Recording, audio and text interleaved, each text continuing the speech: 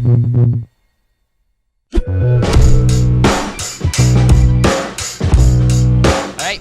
Hey, this is Drew from GameChurch.com. I'm here at the Starbreeze booth. We're looking at Raid World War II, and I'm here with Ivan Rinnick. And he is the programmer, game designer on the game. Yeah, so tell us a little bit about Raid. What makes it unique? Well, Raid is a World War II cooperative shooter. It's up to 4 players. So as it is World War II, we're trying to kind of go for a different type of thing rather than just going for the same type of... So you're not going to see Normandy, you're not going to see Pearl Harbor and stuff like that. We are basing the game off of our 4 main characters, which are kind of, they're mostly roguish. They're kind of, not the best guys you've ever met. And they got into some trouble with the Gestapo, so they've been captured. But then at the last moment, they're freed, but by a kind of a mysterious figure from the British Secret Service. They only know her as Mrs. White.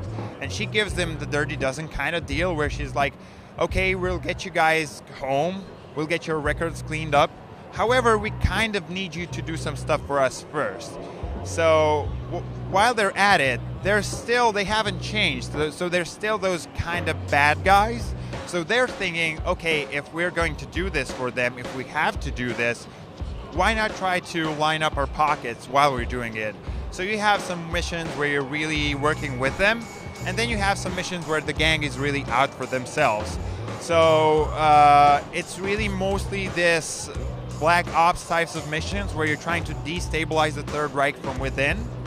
And that kind of informs the story and the types of missions that we have.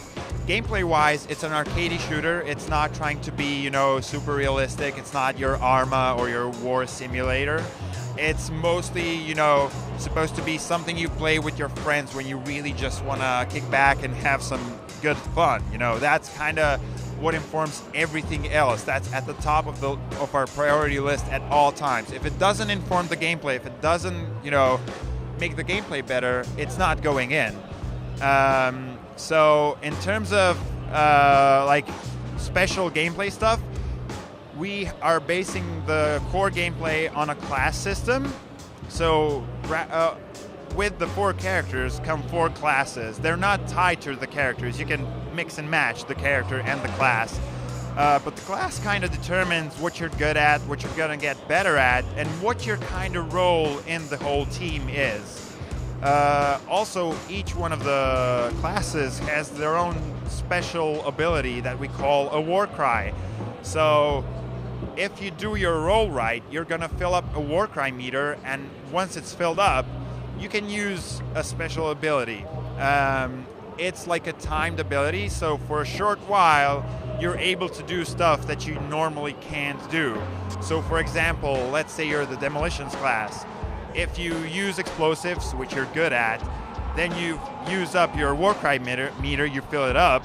Once it's filled and you activate it, all the grenades you use don't just blow up. Instead of just blowing up, they also spawn like multiple clusters that, go in different directions and do, additional splash damage.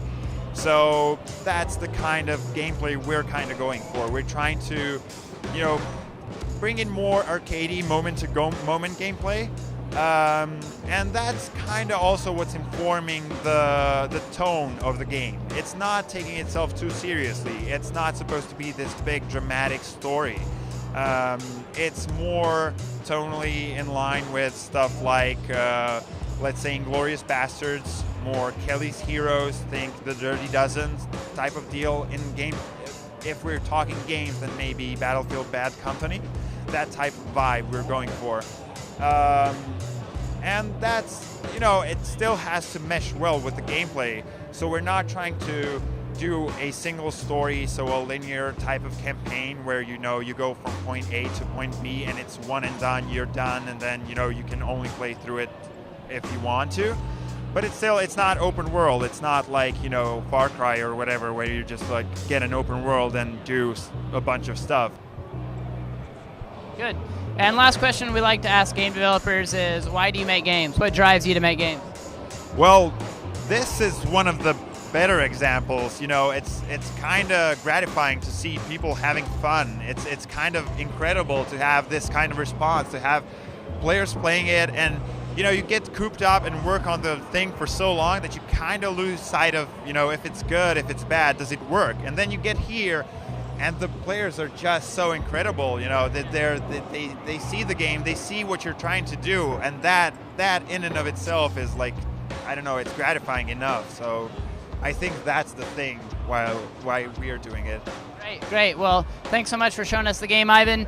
We're here at PAX East again with Raid World War II, and look for that win this summer. Awesome. All right, that's it for us.